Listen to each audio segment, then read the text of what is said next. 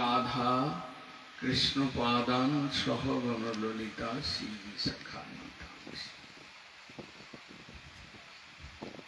अज्ञानतिमिरान्धस्य ज्ञानाञ्जनशलाकया चक्षुरुन्मीलितं येन तस्मै श्रीगुरवे नमो श्रेष्ठं मनुमपि शचिपुत्रमत्र स्वरूपं रूपं तस्याग्रजं रूपुरीं माथुरीं गोष्ठवाटीं राधाकुण्डं गिरिवरमहो राधिका माधवासा प्राप्तो यस्य प्रथितो कृपया श्रीगुरुं तं नमो महावदन्नाय कृष्ण प्रेम प्रदायते कृष्णाय कृष्ण चैतन्य नाम्ने गौरत्से अनर्पित चरिंचिरात करुणावतीर्ण करो समर्पयितुमुन्नतो जलरसां सभक्ति श्रियं हरिपुरट सुंदर द्युतिकरं सन्दीपितो सदा हृदय कंदरे स्फुरतु वसचीनं पंचतत्त्वात्मकं कृष्णं भक्तरूपं स्वरूपकं भक्तावतारं भक्ताख्यं नमामि भक्तशक्तिकम् जय रूप सनातन भट्ट रघुनाथ श्रीजीव गोपाल भट्ट दास रघुनाथ এই ছয় গোসাইর করি চরণ বন্দন যা হইতে বিঘ্ননাশ অভীষ্ট পূরণ বৃন্দাবৈ তুলসী দেবৈ প্রিয়া वै केशवस्य च কৃষ্ণ ভক্তি প্রদে দেবী সত্যবত্যৈ নমঃ। हे कृष्ण करुणा सिंधु दीनबंधु जगतपते गोपेश गोपिका कांत राधा कांत नमोस्तुते कल्याणीवर कांतिं बिंदुवदनं वरावतं सप्रियं श्रीवत्सांगं उदारकौस्तुभधरं पीताम्बरं सुंदरं गोपीनांगनयनोत्पलार्चिततनुं गोपसंघावृतं गोविन्दं कलवेणुवादनपरं दिव्याङ्गभूषणं भजे। तप्त कांचन गौरांगी राधे वृंदावनेश्वरी वृषभानुसुते देवी प्रणमामि हरि प्रिये गोविंदानंदिनी राधे गोविंद वनमोहिनी गोविंद सर्वस्व सर्वकांता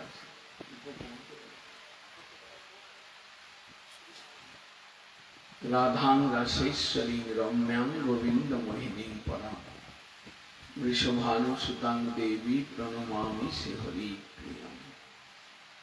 हरे कृष्ण कृष्ण कृष्ण हरे हरे हरे राम राम राम हरे राम। वंशाकल्पतरुभ्यश्च कृपा सिन्धुभ्यैव च पतितानां पावनेभ्यो वैष्णवेभ्यो नमः। একজন পায়ে খড়া মানে লাঠি নিয়ে এসেছেন, তাকে একটা চেয়ার নিতে অনেক যুবক ছেলে চেয়ারে বসে আছে, ওই একটা খুঁটি লাস্টের খুঁটি ধরে দাঁড়িয়ে আছে, খড়া মানুষ কষ্টে চলে গেছে, লাঠি ধরে দাঁড়িয়ে আছে, বাঁ হাতে বাঁশ ধরে আছে, খুঁটিটা ধরে আছে। পরম আরাধ্যতম শ্রী শ্রী গৌরীয় গুরুবর্গের পাদপদ্মের অহেতুকী কৃপা ভিক্ষা করে বেউতা গ্রাম আমরা, আমার তো মনে হচ্ছিল 7 সমুদ্র 13 নদী পেরিয়ে এসেছি মনে হয়। যাই হোক, ভগবানের ইচ্ছায় পৌঁছেছি আপনাদের গ্রামে। একটু ভাগবতের কথা শোনাবার ভাগ্য হয়েছে।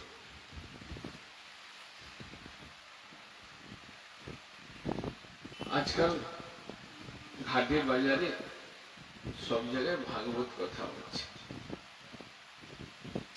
এবং লক্ষ লক্ষ ব্যক্তি ভাগবত শুনছে, লক্ষ লক্ষ টাকা খরচা হচ্ছে।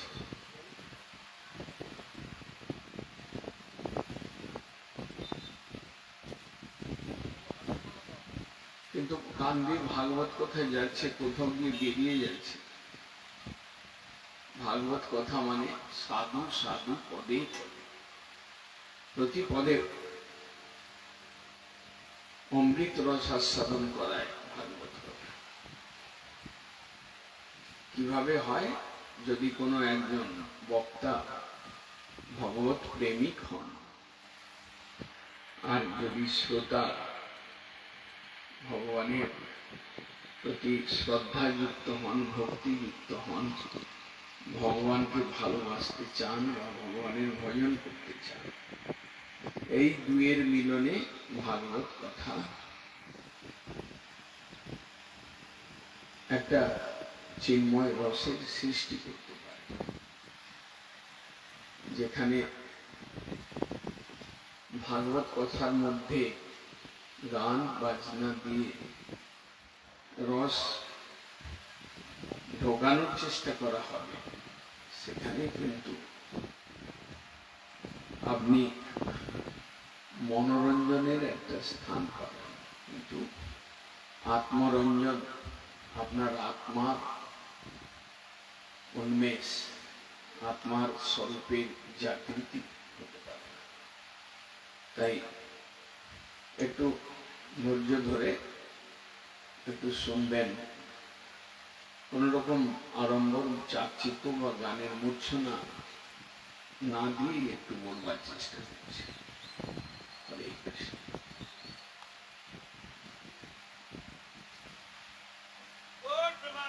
গৌর প্রেমানন্দে হরি হরি হরি হরি বল।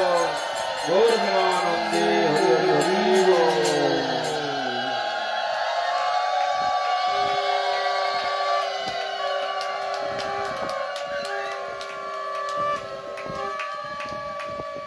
ভাগবতে নবদা ভক্তির কথা রয়েছে, প্রহ্লাদ মহারাজের উপাখ্যান।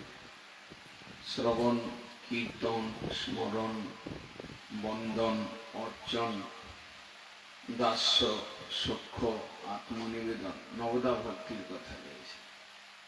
তার প্রথম শব্দটা, প্রথম অঙ্গটা হচ্ছে শ্রবণম কীর্তনম। কান দিয়ে যদি ঈশ্বরের কথা শোনা যায়, কানের ভেতর দিয়া মরমে কষিল আকুল করিল।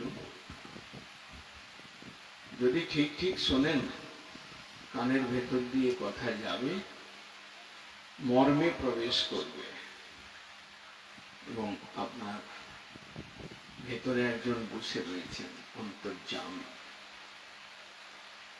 বাইরে আমার যা রূপ হোক, বাইরে আমার চিন্তাধারা যাই হোক, বাইরে আমার যে কোন গ্রামবাসী হই বা কোন আমার পরিচয় হোক, কিন্তু অন্তর্যামী ভগবান তিনি কিন্তু আপনার হৃদয় মন্দিরে রয়েছে। ইচ্ছায় অনিচ্ছায় আপনি তাকে ভালোবাসুন বা আপনি আপনার স্ত্রী পুত্রকে ভালোবাসুন, তিনি কিন্তু ওখান থেকে সরছেন না, অন্তর্যামী রূপে বসে রয়েছে।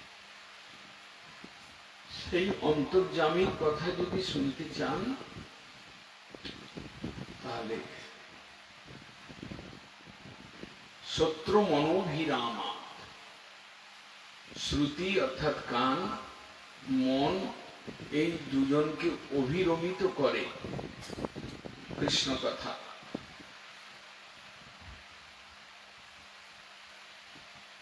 ভেতর থেকে একটা অপ্রাকৃত আনন্দ প্রস্রবণ আনিয়ে দিতে পারে, আপনার জীবনটাকে ধন্য করতে।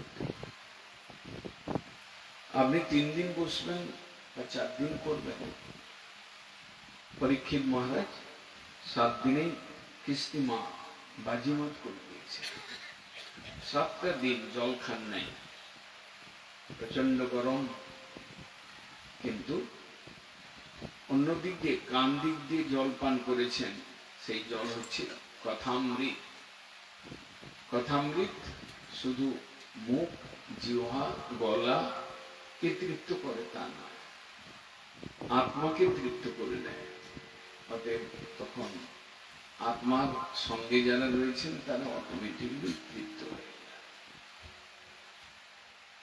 আমরা ভাগবত কথা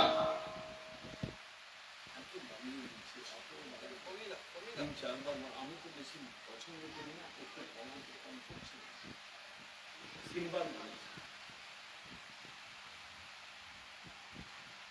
আমরা যে ভাগবত কথা শুনছি, লক্ষ লক্ষ ভাগবত কথা ভারতবর্ষের বাইরে রয়েছে, কিন্তু ভাগবত কথার সূত্রপাত কে করলো, কোথায় হলো? ভাগবতের 3টা অধিবেশন হয়েছিল হয়তোবা আমাদের জন্মের পূর্বে। বদরিকাশ্রম তীর্থ অর্থাৎ বদ্রিকাশ্রম, সেই তীর্থের অনতি দূরে সরস্বতী নদীর তীরে ভগবান বেদব্যাস নিজ পুত্র সুখদেবকে শুনিয়েছিলেন ভাগবত কথা। প্রথম সিটিং দাপর যুগের অন্তে এই সিটিংটা হয়েছিল। পরবর্তীকালে সুখদেব গোস্বামী পরীক্ষিতকে শুনিয়েছিলেন সুকরতল সুক্তার, মুজফ্ফরনগর দিল্লির অনতি দূরে গঙ্গার তীরে। সরস্বতী নদীর তীরে বেদব্যাস সুখদেবকে শুনিয়েছেন বদরিকাশ্রমে সমনাপ্রাস তীর্থে, আর সুকরতল তীর্থে গঙ্গার তীরে সুখদেব পরীক্ষিত মহারাজকে শুনিয়েছেন ঠিক কলিযুগের প্রারম্ভে। আর এটা দ্বিতীয় সিটিং ভারতবর্ষের আরেক তীর্থ উত্তরপ্রদেশের নৈমিষারণ্যে 60,000 ঋষির সামনে সুত গোস্বামী পান। তিনি 60,000 ঋষির প্রতিনিধি হয়ে প্রশ্ন করেছিলেন সৌনক ঋষি। সেই 60,000 ঋষিকে উদ্দেশ্য করে তিনি 7 দিন শুনিয়েছিলেন গোমতী নদীর তীরে নৈমিষারণ্য তীর্থে।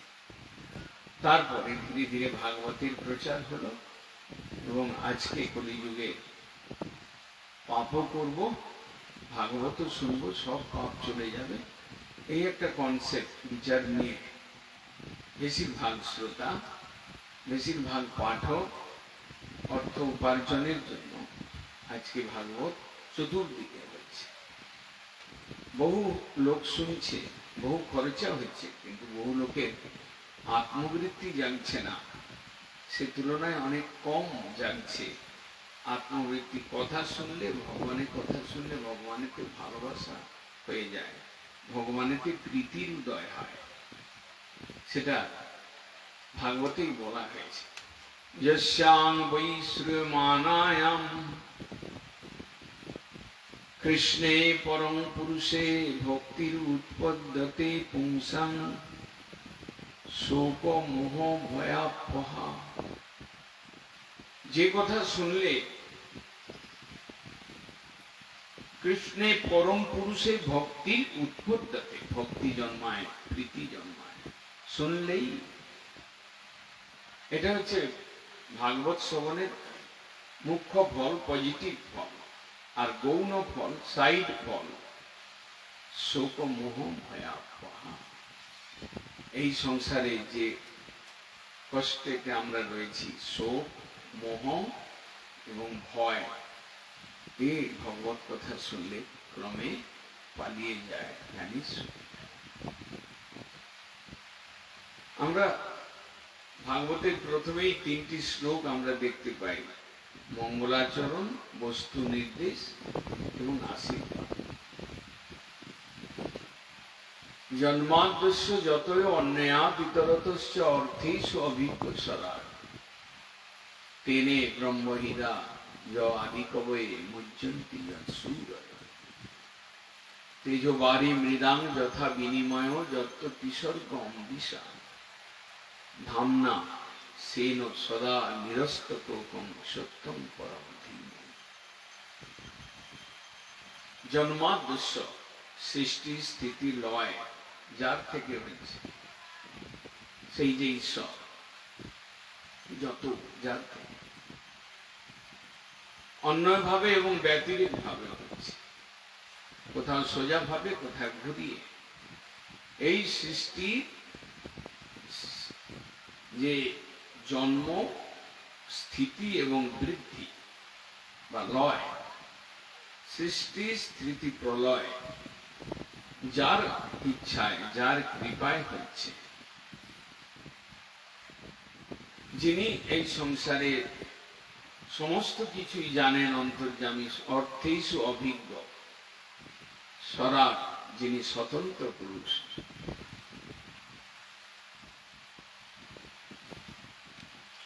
জন্মাদ্যস্য যত অন্যাতিতরতস্য অর্থেষু অভিজ্ঞ স্বরাট তেনে ব্রহ্ম হৃদয় আদি কবয়ে। আদি কবি ব্রহ্মার হৃদয়ে তিনি সেই জ্ঞান প্রকাশ করেছিলেন, ভাগবতের জ্ঞান। মুহ্যন্তি যৎ সুরয়, সেই ভগবান যাতে দেবতাগণ পর্যন্ত মোহপ্রাপ্ত হন। তেজবারী মৃদাং যথা, অগ্নি, জল এবং মাটি, এই তিনের বিনিময়ে যেমন একটা কলসি হয়, তেমনি পঞ্চভূত দিয়ে ভগবান এই ব্রহ্মাণ্ড রচনা করে সেই সৃষ্টিকর্তা, যিনি এর মধ্যে অন্তঃপ্রবিষ্ট হয়ে জীবকে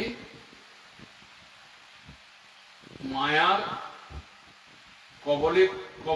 কবলিত করে দুঃখ দেন, আবার সাধু, কথা, তুলসী, গঙ্গা এদের সাহায্য দিয়ে অমৃত পান করান। সেই ঈশ্বর সত্য পরবস্তু, তাকে আমি ধ্যান করি। মঙ্গলাচরণের প্রথম, ঈশ্বরকে যদি ধ্যান না করেন, ঈশ্বরকে যদি চিন্তন না করেন, ঈশ্বরকে যদি স্মরণ না করেন, তাহলে কোনো কাজেই মঙ্গল নেই। অমঙ্গলই অমঙ্গল প্রসব করবে। সেটা আজকে আপনি বুঝুন, বা কয়েকদিন, কয়েক মাস, কয়েক বছর বা কয়েক জন্ম পরে বুঝুন। আপনার ছেলে, মেয়ে, স্বামী বুঝুক বা না বুঝুক, ব্রহ্মচারী, সন্ন্যাসী যারা আমার সঙ্গে বসে আছেন, তারা যদি না বুঝতে পারেন ঈশ্বরকে ভালোবাসা ব্যতীত কোথাও শান্তি পাওয়ার উপায় নেই, তাহলে সকলের জীবন ব্যর্থতায় পর্যবসিত। পরবর্তী শ্লোকে বলছেন বস্তু নির্দেশ। ভাগবতে কি রয়েছে? ধর্ম প্রজ্জিত কৈতবত্ত পরম নির্মৎসারানাংশতাম বেদং বাস্তবমর্থ বস্তু শিবদং তাপত্রয়। ধর্ম প্রজ্জিত কৈতব, এই সংসারে ধর্ম তো দেখাই যাচ্ছে, নাহলে মঠ মন্দিরে এত ভিড় হয় কেন? সাধু সমাজে এত ভিড় লাগে কেন? ধর্ম করছেন অনেকেই।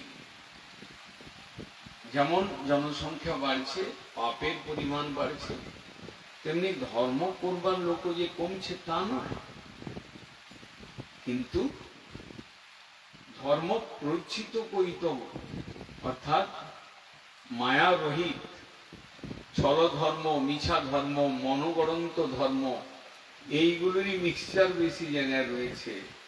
সেই নিয়ে মানব মেতে উঠেছে। যে ধর্মের দ্বারা, যে ধর্ম নির্মৎসর সাধুগণের দ্বারা আচরিত হয়, যে ধর্মে বাস্তব সত্যের কথা বলা হয়, যে ধর্মে যাজন করলে শিবদং তাপত্রয়ণ মোদনম, যে ধর্মের দ্বারা ত্রিতাপ থেকে মুক্তি পাওয়া যায়, যে ধর্মে জীবনে মঙ্গলের উদয় হয়,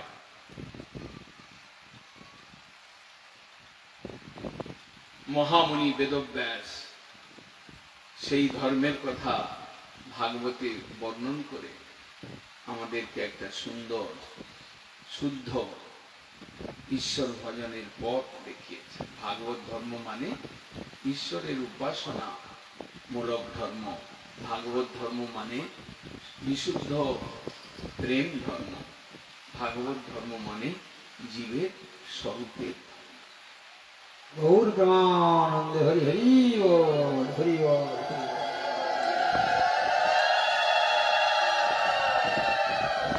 এইসব কথা যদি বুঝতে না পারেন তাহলে 3-4 দিন বেকার না করে ফেলেন, টাইম পাস, প্রসাদ খাওয়া, এই নিয়ে যেন নিজেদের টাইমগুলোকে নষ্ট না করে ফেলে। এটা দ্বিতীয় শ্লোক। সেই যে সত্য বস্তু পরবস্তুকে ধ্যান করার কথা বলেছেন দ্বিতীয় শ্লোকে,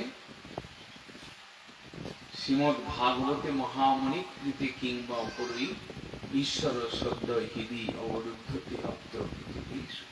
যে ধর্ম যাজন করলে সদ্য ঈশ্বর আপনার হৃদয়ে অবরুদ্ধ হন, ঈশ্বর না ডাকতেও জোর করে আপনার কাছে চলে আসেন, আপনার হৃদয় সিংহাসনকে দখল করে। যে ধর্ম যাজন করলে ভগবান ভক্তের হৃদয়ে বসে যান, বদ্ধ হন, সেই ধর্মের নাম ভাগবত ধর্ম। তৃতীয় শ্লোকে আশীর্বাদ বর্ষণ করে বললেন, নিগম কল্পতরুর গলিতম ফলম সুখমুখাদ অমৃত দব সংযুতম পিবত ভাগবতম রসম আলয়ম মুহুরহ রসিকা ভাব ভুবি ভাবিকা। নিগম বেদ, ঋক সাম যজু অথর্ব 4 বেদ ভারতবর্ষের তথা ধর্মের মূল কনস্টিটিউশন, যেটা ভগবান নারায়ণের মুখনিসৃত হয়ে ব্রহ্মার কানে গিয়েছিল এবং পরবর্তীকালে ব্রহ্মার থেকে নারদ পেয়েছিলেন। বেদব্যাস যাকে লিপিবদ্ধ করেছিলেন, সেই বেদ রূপ বৃক্ষের একটা প্রপক্ষ ফল, সুন্দর গাছে পাকা আম হলো এই শ্রীমদ্ ভাগবত। বেদ একটা বিরাট বৃক্ষ, কল্প বৃক্ষ, তার অনেক ফল রয়েছে, কর্ম জ্ঞান যোগ, ধর্ম অর্থ কাম মোক্ষ, প্রেম। প্রেম রূপ গাছে পাকা ফল স্বরূপ হচ্ছে এই শ্রীমদ্ ভাগবত। সুখদেবের মুখে আস্বাদিত হয়েছে, এঠো হয়েছে, উচ্ছিষ্ট করেছেন। সুখমুখাদ অমৃত দবস। সুখদেব ওটাকে মুখ লাগাতে আরো মিষ্ট সুস্বাদু হয়েছে ভাগবত।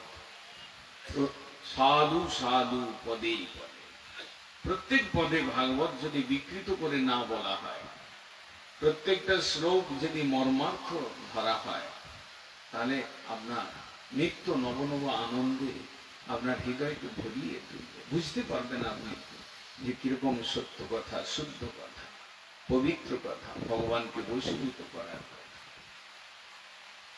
সুখমুখাদ অমৃত দব সংযুতম পিবত ভাগবতম। হে নর মানব, ভাগবত কথা শোনো, রসের আলয়, রসে ভরা, এর কোনো আঠি নেই, এর কোনো ছাল নেই, কেবল রস ভরা এই ভাগবত ফল। পিবত ভাগবতম রসম আলয়ম মুহুরহ। পুনঃ পুনঃ শ্রবণ করো। আজকে 4 দিন করব, কোন জায়গায় 7 দিন করব আগের বছর, এরকমটা নয়। ভক্তের কাছে ভাগবত রোজ শ্রবণীয়, রোজ কীর্তনীয়, তবেই তাড়াতাড়ি আত্মবৃত্তিটা জেগে উঠবে আর সংসারের সমস্ত ক্লেশ, দুঃখ, জ্বালা, যন্ত্রণা ভুলে ঈশ্বরের প্রেমে নিজে অভিভূত হবে। গৌর প্রেমানন্দে হরি হরি বল, হরি বল। পিবত ভাগবতম রসম আলয়ম মুহুরহ রসিকা ভুবি ভাবুকা। এই সংসারে যদি কেউ রয়েছেন, কেউ পাবেন, আপনি খুব উৎসাহিত হবেন। এই কলিযুগের জীবকে উদ্ধার করবার জন্যই কলিযুগের লোক ধর্মের ব্যাপারে ভ্রমিত হবেন। ভ্রম উৎপন্ন করবার জন্য হাটে বাজারে ছল কপট সাধু ঘুরে বেড়াবে, কিন্তু এই কলিযুগই ধন্য। পরে ভাগবতের মধ্যে বলা রয়েছে যে যখন কৃষ্ণ অন্তর্ধান করলেন, কলিযুগের প্রবৃত্তি হলো ধর্ম কোথায় থাকবে লুকিয়ে, ধর্ম কার আশ্রয়ে থাকবে, সৌনক ঋষিকে সুত গোস্বামী তাদের কাছে 6টা প্রশ্ন করেছিলেন। তার প্রথম দুটি প্রশ্ন ইম্পর্টেন্ট, যে জীবের পরধর্ম কি এবং কিসের দ্বারা আত্মার প্রসন্নতা হয়। আর তার লাস্ট প্রশ্ন হচ্ছে কলিযুগের জীব অল্প আয়ু, অল্প মেধা, কলহ প্রিয়, এদের জন্য ধর্ম কোন জায়গায় গেলে শুদ্ধ ধর্মটা বুঝতে পারবে এরা। ধর্ম কং শরণং গচ্ছে কলৌ নষ্ট দৃশাম এসব পুরাণ অর্ক অধুন। এই কলিযুগের প্রারম্ভে ভাগবত মহাপুরাণ রূপ সূর্য উদিত হবে। যদি কেউ ধর্মের বাস্তব স্বরূপ জানতে চায় তাহলে ভাগবত শুনলে জানবে। পৃথিবীতে যত কথা ধর্ম নামে চলে, ভাগবত কহে তার পরিপূর্ণ চলে। যত কথা ধর্ম নামে চলছে, ভাগবত বলছে সব ছল ধর্ম, মিছা ধর্ম। একমাত্র ঈশ্বরের ভক্তি, ঈশ্বরকে ভালোবাসা, ঈশ্বরের ভজন করা, এটি হচ্ছে ভাগবত প্রতিপাদ্য ধর্ম। এবং এই ধর্মের দ্বারা মানব এই সংসার থেকে নির্মুক্তি লাভ করে আনন্দের লোকে গমন করে। সেই ভাগবত যে 6টা প্রশ্ন করলেন, জীবের ঐকান্তিক শ্রেয় কি, পুংসাং একান্তত শ্রেয়। দ্বিতীয় প্রশ্ন, জয় আত্মা সুপ্রসিদ্ধতি, আত্মার প্রসন্নতা কিসে হয়। বাসুদেবের চরিত কথা, বাসুদেবের অবতার কথা, বাসুদেবের লীলা কথা, যশ কথা। আর 3টা প্রশ্ন, আর লাস্টের প্রশ্ন, ধর্ম এই কলিযুগে কোথায় আসে।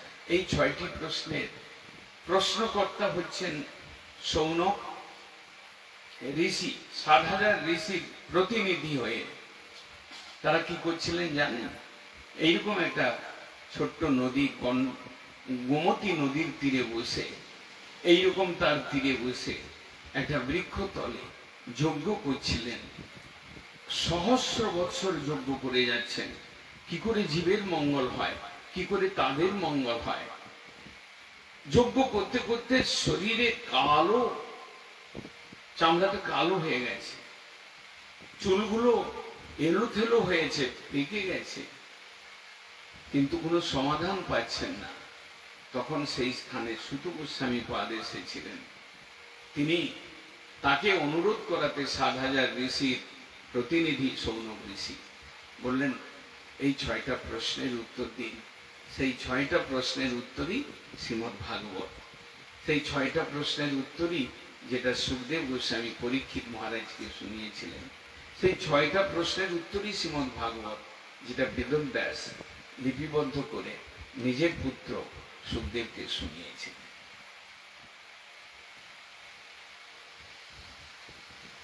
এই ভাগবত। প্রথম প্রশ্নের উত্তর, সবই পুংসাং পরো ধর্ম যত ভক্তি অপুংস। জীবের একান্ত শ্রেয় কি। আমরা শ্রেয় মানে মঙ্গল। কিসে মঙ্গল হবে? আমার যদি সরকার 1 লাখ বা 1,20,000 টাকা দিয়ে একটু পাকা ঘর করে দেয়, এটাই তো আমার মঙ্গল। যদি আমাকে সরকার সপ্তাহে 10 কিলো করে চাল দেয় বিনা পয়সায়, সেটাই তো আমার মঙ্গল। যদি আমাকে কন্যাশ্রী, লক্ষ্মীশ্রী নানা রকম করে আমাকে কিছু কিছু হাত খরচা মহিলাদের প্রত্যেক মাসে এসে যায় 2,000 টাকা, এটাই আমাদের মঙ্গল।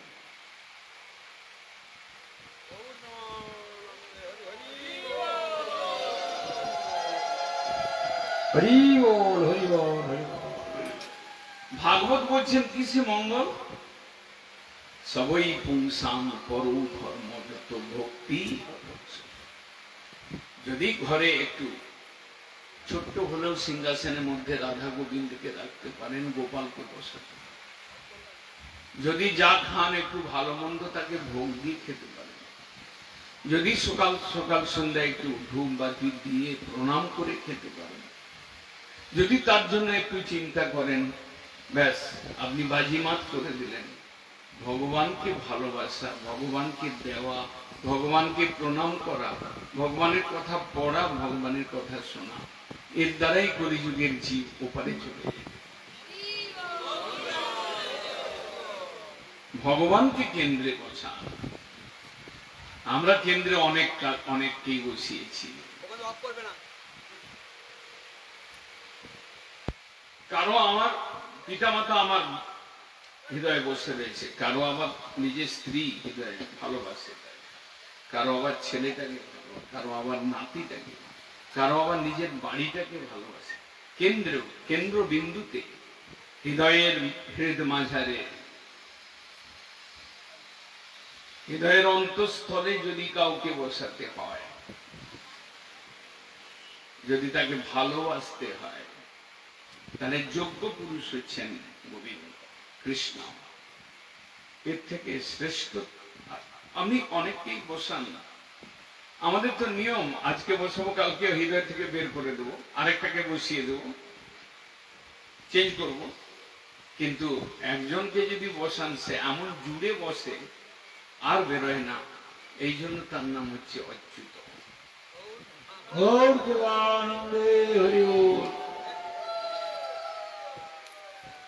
যিনি চ্যুতি জানেন না, যাকে ধরেন তাকে ছাড়েন না, বা যে তাকে ধরে তাকে নিরুৎসাহ করেন না, তাকে ঠকান না, তার নাম অচ্যুত। ভাগবত কথা শুনবেন, 4 দিন শুনুন আর 4 ঘন্টা শুনুন, আর 40 মিনিট শুনুন বা 4 মিনিট শুনুন, সার কথা যদি বুঝতে পারেন, বুঝে যেতে পারেন, তাহলে জীবনটা ধন্য। জয় আত্মা সুপ্রসিদ্ধি, সেই ভক্তি, ঈশ্বরে যদি ভক্তি করেন, তার দ্বারা মন, চক্ষু, হস্ত, পদ এগুলো তো সুখী হবেই, আপনার আত্মা সুখী হয়ে যাবে, আত্মা প্রসন্ন হবে। আত্মা প্রসন্ন হলে আত্মাকে ঘিরে যারা রয়েছে, পাহারা দিচ্ছে, আত্মাকে জড় ভোগের মধ্যে আত্মাকে লুকিয়ে রেখেছে, সেই যে হাত, পা, চক্ষু, কর্ণ, নাসিকা, জিহ্বা, এই যে আমাদের কাছে 11টি তত্ত্ব রয়েছে, আত্মা সুখী হলে এরাও সুখী হয়ে যাবে। সেই জন্য বহু কথা, 7 দিন তো 2 বেলা করেও শেষ করা যায় না, ছুঁয়ে যাওয়া যায়। একটা কথা শুধু এই প্রসঙ্গে, সৌন ঋষি শুনতে শুনতে 3-4টা প্রশ্ন করে বসলেন, আচ্ছা এই এমন সুন্দর ভাগবত কি সৃষ্টি করলেন, কি পরিস্থিতিতে সৃষ্টি করলেন, কাকেই বা এটা শোনালেন, শিখালেন, আর পরবর্তীকালে এই ভাগবত ধর্ম কিভাবে জগতে ছড়িয়ে পড়লো, এই কয়েকটা প্রশ্ন করেছিলেন। তার প্রশ্নের উত্তর দিতে গিয়েই সুত গোস্বামীপাদ সুখ পরীক্ষিত সংবাদ এনেছিলেন। এই ত্রেতা যুগের অন্তে মৎস্যগন্ধার গর্ভে জন্ম হয়েছিলেন, আবির্ভূত হয়েছিলেন বেদব্যাস। তিনি ভগবানের সপ্তাবেশ অবতার। তিনি বেদ বিভাজন করেছেন, বেদ মন্থন করেছেন, তিনি বেদান্ত, উপনিষদ, পুরাণ রচনা করেছেন, অষ্টাদশ পুরাণ এবং অষ্টাদশ উপপুরাণ। তারপরেও তিনি শান্তি পান নাই, তিনি ইতিহাস রচনা করেছেন, মহাভারত। তারপরে একদিন সেই বদরিকাশ্রমে তার নিজের ভজন কুটিরে বসে রয়েছেন, খুব বিমর্ষ। এত সব কেন করেছেন? জীবের শান্তির জন্য করেছেন, জীব যাতে ধর্মটা বুঝতে পারে। বেদ বুঝতে পারবে না, তার জন্য বেদান্ত, বেদান্ত পুরো বুঝতে পারবে না, তার জন্য আরো সহজ করে উপনিষদ, উপনিষদ বুঝতে পারবে না, পুরাণ গল্পের আকারে। এসব করেও তারপরে যখন ইতিহাস, মহাভারত রচনা করলেন, তাতেও মনে শান্তি পাচ্ছেন না, বৃক্ষতলে বসে রয়েছেন, ভগবান দেবর্ষি নারদ তার গুরুকে পাঠিয়ে দিলেন, দেখো তোমার শিষ্য বিষণ্ণ। নারদ বললেন, বেদব্যাস তুমি আজকে কেন দুঃখী কেন? তোমার দুঃখ দেখে তো আমি অবাক হয়ে যাচ্ছি, আশ্চর্য হয়ে যাচ্ছি। তুমি জগতের লোককে সুখ দেওয়ার জন্য বহু কিছু করলে, যে অন্যকে সুখ দেওয়ার জন্য অনেক করলো সে নিজেই সুখী নয়, তাহলে তার লেখার দ্বারা সংসারে কেউই সুখ পাবে না। বেদব্যাস বললেন, গুরুদেব ঠিকই বলেছেন, নয়ম আত্মা পরিতুষ্যতে মে, আমার আত্মাটা আনন্দ পাচ্ছে না। গুরুদেব আপনি বলুন না, আমি তো কিছু বুঝে উঠতে পারছি না, এত কাজ করলাম তাও আমি সুখ পাচ্ছি না। নারদ বললেন, আমি একটা জানি ব্যাপার, তোমার একটা জায়গায় গন্ডগোল হয়েছে। যেমন মায়েরা খুব ভালো করে রান্না টান্না করলেন, কোনোটা লবণ দেন নাই, ভুলে গেছেন, কি সুন্দর রান্নাটা দাঁড়াবে, সকলে কি সুন্দর ভাবে চেটে চুটে খাবে। বেদব্যাস কে নারদ বললেন, একটা ওই নুন দেওয়া হয়নি কোনো জায়গায়, তোমার সব করেছো ভালো করে। তুমি এখান থেকে কলকাতা কিভাবে যাওয়া হবে, তুমি রাস্তা বলেছ, যে রাস্তাগুলো গরুর গাড়িতে যাওয়া যাবে ঘুরিয়ে ঘুরিয়ে 5 ঘন্টা লাগবে, কোনোটায় 8 ঘন্টা লাগবে, এই রাস্তাগুলো তুমি দেখিয়েছ, কলকাতা পৌঁছাতে পারবে। কিন্তু একটা শর্টে সার্থম, একটা খুব সহজ পথ, 5 মিনিটে কলকাতা পৌঁছে যাবে। আপনাদের কাছে তো কোনো হেলিকপ্টার নেই। বেদব্যাসকে নারদ বললেন, ভক্তি হচ্ছে সহজ পথ, স্ট্রেট পথ, অতি অল্প সময়ের মধ্যে ভগবানের কাছে নিয়ে চলে যায়। কর্ম, জ্ঞান, যোগ এরা ঘোড়া পথ, কোনোটা সাইকেলে, কোনোটা গরুর গাড়িতে, কোনোটা পচা কারে, কিন্তু একটা প্লেন, এরোপ্লেনে ভগবানের কাছে নিয়ে যেতে পারবে, সেটা হচ্ছে ভক্তির পথ। যাতে কম সময় পৌঁছাতে পারে, অনায়াসে পৌঁছাতে পারে, সেই পথ, ভক্তির পথ তুমি কোনো শাস্ত্রে দেখাওনি। তুমি কর্ম, জ্ঞান, যোগ এই সকলের পথ দেখিয়েছ। এবার তুমি সমাধিস্থ হও, ঈশ্বরের ধ্যানে বসো, বসে তুমি ঈশ্বরের কাছে কৃপা প্রার্থনা করো। তার ভক্তি কিভাবে লোক ভক্তি পাবে, সহজে এই সংসার সিন্ধু পার হবে। আমি কলকাতার কথা বলছি, যাওয়ার কথা, এ তো একটা দৃষ্টান্ত মাত্র। আপনাকে যেতে হবে এই পুকুরের ওপারে নয়, আপনাকে যেতে হবে বঙ্গোপসাগরের ওপারে নয়, আপনাকে যেতে হবে ভব সিন্ধু অনন্ত বিশাল সেই সমুদ্রের ওপারে যেতে হবে। তার জন্য একটা সহজ রাস্তা তুমি বের করো। বেদব্যাস তাড়াতাড়ি গুরুদেব বিদায় নিলেন, সমাধিস্থ হলেন। দেখতে পেলেন একদিকে ঈশ্বর ত্রিভঙ্গ মুরারি বংশীধারী, দেখলেন তার উল্টো দিকে মায়া, আর মাঝখানে জীবগুলো যেন মাছের মতো ছটফট করছে জলবিহীন অবস্থা। একদিকে ভগবান, একদিকে মায়া। মায়া 3টা রশ্মি জাল তৈরি করে সকলকে জালের মধ্যে ফেলে দিয়েছে, সপ্ত রজতম গুণের জাল দিয়ে, আর ছটফট করছে, ভগবানের থেকে ভুলে রয়েছে। বেদব্যাস তিনি ভাগবত রচনা করে ভগবানের সন্ধান দিলেন। ভগবান কিরূপ, তার গুণ কিরূপ, তাকে কি করে ভালোবাসতে হয়, এই ভাগবত গ্রন্থে বর্ণন করেছেন। তাই যদি ভাগবত শুনেন, জীবন ধন্য হয়ে। প্রথম উপাখ্যান, ভাগবত কিভাবে সৃষ্টি হলো বললেন। এই ভাগবত কাকে পড়ালেন উনি? নিজের পুত্রকে পড়ালেন। কেন? আর কি কাউকে পেলেন না? আপনারা জানেন হয়তো সুখদেব গোস্বামী বেদব্যাসের পুত্র, কিন্তু কমাস মাতৃগর্ভে ছিলেন, ওটা হয়তো আপনারা কেউ কেউ জানেন। উনি 7 মাসে, আজকালে 7-8 মাসে বেরিয়ে যায় তাড়াতাড়ি। মায়ের আদর খাবে, মায়ের কষ্ট কমবে, কিন্তু উনি বসেছিলেন 16 বছর মায়ের। কেন বেরোচ্ছিলেন না? বাড়লেই মায়া ধরবে, তাই বেরোচ্ছিলেন না। একটু বড় হয়ে নেই ভেতরে, আর বেরোবার সঙ্গে সঙ্গে দৌড় দেব। সুখদেব বেরিয়ে দৌড় একদম বাগান, একদম জঙ্গলের দিকে। মা বলে আয় আয় বাচ্চা, বাবা বেদব্যাস পর্যন্ত বলে আসো আসো, ছেলে কোথায় যাচ্ছ?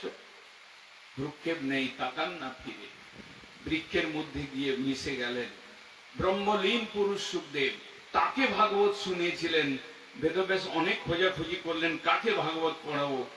দেখলেন এইরকম ভক্তিমূলক গ্রন্থ পড়বার বুঝবার সমর্থ কারণে একমাত্র আমার পুত্র যে মায়া গন্ধহীন, তা সেই একটা যোগ্য লোক ছিল, কিন্তু সে তো আমাকে ছেড়ে পালিয়ে গেছে, তাকে ধরবো কোথায়?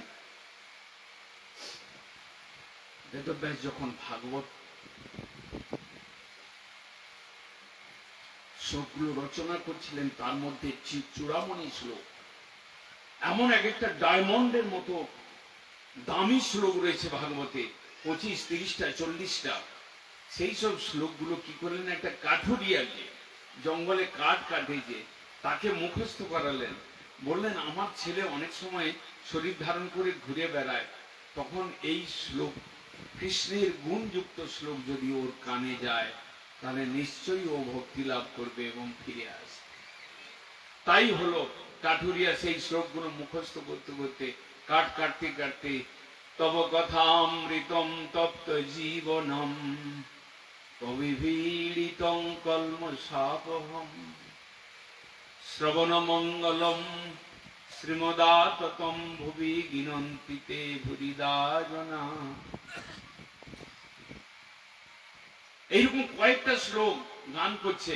হঠাৎ একদিন সুখদেব শুনলেন ভগবানের এইরকম গুণ, আমি তো ব্রহ্মকে চিনেছিলাম নিরাকার, ও বাবা এ আবার ত্রিভঙ্গ বঙ্কিম রূপ রয়েছে, কোকড়ানো চুল রয়েছে, হাতে বাঁশি রয়েছে, পুরো শরীরের মধ্যে 3 জায়গায় ভাঙা, 3 জায়গায় বক্র, এইরকম টেরা করে দেখতে পারে। এই সব শুনতে শুনতে সেই কাঠুরিয়াকে জিজ্ঞাসা করলেন, বাবা তুমি এই শ্লোকগুলো কোথায় শিখলে?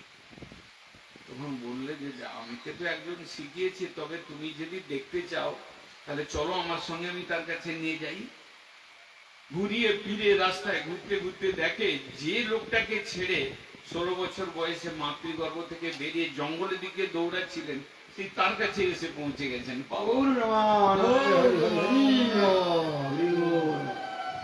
এই হচ্ছে ভগবানের লীলা। ব্রহ্মজ্ঞানে মায়াকে ত্যাগ করে দৌড়াচ্ছিলেন, কৃষ্ণের রূপে গুণে আকৃষ্ট হয়ে নিজের পিতার কাছে ফিরে এলেন। উনি 7 দিন ভাগবত পড়িয়েছিলেন নিজের পুত্রকে লক্ষ্য করে। সেই সময় সেই যে সুখদেব, তিনি আমার শাপগ্রস্ত পরীক্ষিত মহারাজকে শুনিয়েছিলেন অনেক কথা। আপনাদের ক্ষুধা পাচ্ছে খুব। সুখদেব যখন পরীক্ষিত মহারাজকে শোনাচ্ছিলেন, সেই শুকর তোলে কেন 7 দিন আয়ু রয়েছে পরীক্ষিত মহারাজের, দৌড়ে এসেছেন। তখন আর অন্য কোনো দিকে কাজের ব্যস্ততা নেই, তাড়াতাড়ি মুকুট টুকুট খুলে গঙ্গার ধারে গিয়ে অনশন করেছেন। সমস্ত ঋষিদেরকে জিজ্ঞাসা করছেন আমার 7 দিন আয়ু রয়েছে, এমন কি কাজ করতে পারি আমি উদ্ধার পেতে পারি। কি কাজ করেছিলেন তিনি? তিনি গরমকালে মৃগয়ায় গিয়ে জঙ্গলের মধ্যে শিকার করতে গিয়ে খুব পিপাসা তৃষ্ণার্ত হয়ে একটা ঋষির আশ্রমে ঢুকে পড়েন। সমীক ঋষির আশ্রম। সমীক ঋষি ধ্যান করছিলেন, ওনাকে প্রণাম করে বললেন, ঋষিবর আমি এই দেশের রাজা, আমাকে 1 গ্লাস জল দিন, খুব পিপাসা পেয়েছে। উনি ধ্যানে মগ্ন রয়েছেন, কিছুই বুঝতে পার নাই।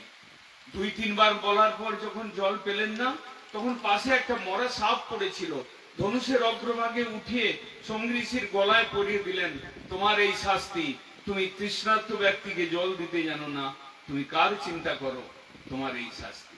সঙ্গে সঙ্গে কিছুক্ষণ পরে কয়েকটা ছেলে গিয়ে সেই সমীক ঋষির পুত্র সিঙ্গিকে যখন বলল, এই দেশের রাজা তোমার বাবার গলায় একটা মরা সাপ জড়িয়ে দিয়ে গেছে, সঙ্গে সঙ্গে সেই সিঙ্গি ঋষি অভিশাপ দিলেন, যে রাজা আমার পিতার গলায় সাপ জড়িয়ে দিয়েছেন, আজ থেকে 7ম দিনে তার মৃত্যু হোক, তক্ষক নমস্কার। সেই থেকে ভাগবত কলিযুগে এলো। এবং পরীক্ষিত মহারাজ কেন এরকম পঞ্চপাণ্ডবের বংশের পুত্র, মহাধার্মিক কৃষ্ণ ভক্ত, তার মাথায় ভীমরতি ধরল, আপনারও ভীমরতি ধরবে। খুব সোনা হার পরে বিয়েতে দেখাতে যান রূপ। পরীক্ষিত মহারাজের মাথায় মুকুট ছিল, তাতে সোনা ছিল, এবং সেই সোনাটায় কলি ছিল, এবং কলিকে স্থান দিয়েছিলেন তিনি। কিছুদিন আগে দেখলেন রাস্তায় যেতে যেতে পরীক্ষিত মহারাজ 3 পা শূন্য, 1 পায়ে দাঁড়িয়ে আছে একটা বৃষ। তিনি হচ্ছেন ধর্মের অবতার। আর ধরিত্রী দেবী একদম কঙ্কাল হয়ে 3টা পায়ের কোন রকম দাঁড়িয়ে আছে। তপ, সত্য, দয়া আর সত্য, 3 পাই জায়গা অবস্থায় 1 পায়ে দাঁড়িয়ে আছে সত্যের উপরে। তো একজন শূদ্র রাজা চাবুক দিয়ে ধরিত্রী দেবীকে মারছেন। পরীক্ষিত মহারাজ বললেন, তুমি কে? আমি এদেশের রাজা। তুমি আবার কোথাকার রাজা? আমিও এক রাজা, আমার নাম কলি। কলি, তুমি কি করে এলে, এখানে প্রবেশ করলে? পট করে কলি কায়দা করে পরীক্ষিত মহারাজের চরণে পড়ে গেলেন, আমাকে একটু স্থান দিন, আমি এই মাত্র প্রবেশ করেছি আপনার রাজ্যে, আমার সময় এসে গেছে, প্রভুর ইঙ্গিত আছে।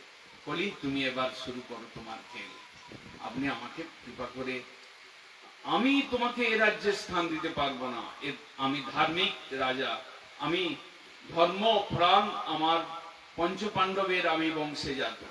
বললেন, না, আপনার চরণে আমি শরণ নিচ্ছি, আমাকে স্থান দিন, কোনো কয়েকটা স্থান দিন। 4টা স্থান দিলেন, যেখানে মদ্যপান, যেখানে জীব হত্যা, মাংসের দোকান, যেখানে দ্রুত ক্রীড়া, এবং যেখানে স্ত্রী সঙ্গ অবৈধ, ওই 4টা জায়গায় থাকো।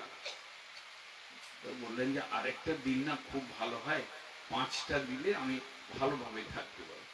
বললেন, সোনা, গোল্ড, এই 5 জায়গায় কলির অবস্থান। পরীক্ষিত মহারাজকে ধরল, তাই তিনি একটা ঋষির গলায় মরা সাপ দিলেন, আর সেই সাপগ্রস্ত পরীক্ষিত সুখদেব গোস্বামী পাদের কাছে 7 দিন ভাগবত কথা শ্রবণ করলেন। সুখদেব গোস্বামী 7 দিনে তাকে মুক্তি দান করলেন, চরম মুক্তি ভগবানের লোকে পাঠিয়ে দিলেন। এই পর্যন্ত আজকে বিশ্রাম দিচ্ছি।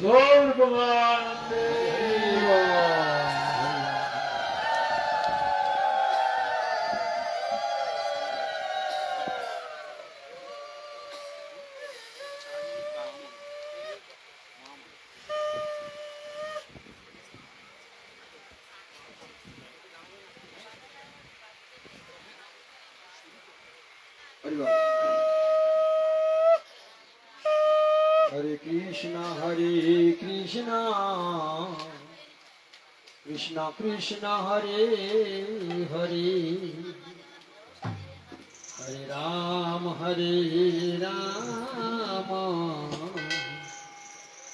राम राम हरे हरे, हरे कृष्णा कृष्णा कृष्णा हरे हरे, हरे राम राम राम हरे हरे, हरे कृष्णा हरे कृष्ण।